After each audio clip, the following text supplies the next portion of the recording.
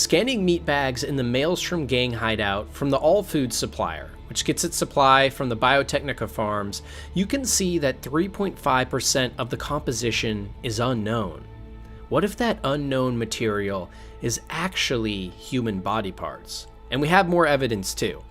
Sector 4 of the Biotechnica flats, for example, is completely shut off and gated in, not allowing any players in. What could be so secret to be hiding in there? And on top of this, we also have multiple shards and gigs that lend credence to this theory as well. In the Biotechnica flats, for example, we can find a shard of an archived conversation between Tina Argon and Will Gunner, where they expand on details about black market proteins that no one really knows what is happening with them exactly. And also in the guinea pig gig, we learn about a Biotechnica executive who in her past experimented on many human beings that resulted in them dying, and more specifically, nomads. Now, if we come to the center of the Biotechnica flats, we can actually find a small nomad compound.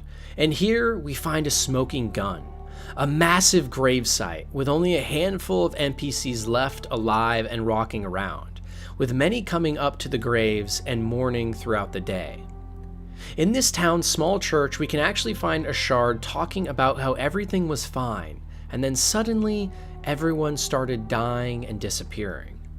Using a little deductive reasoning, it isn't so far-fetched to assume Biotechnica may be up to something very dark here, kidnapping nomads that will not be traced back to anyone in the Badlands and using them for human cloning and meat production of human body parts that is eventually making its way into the Night City food supply.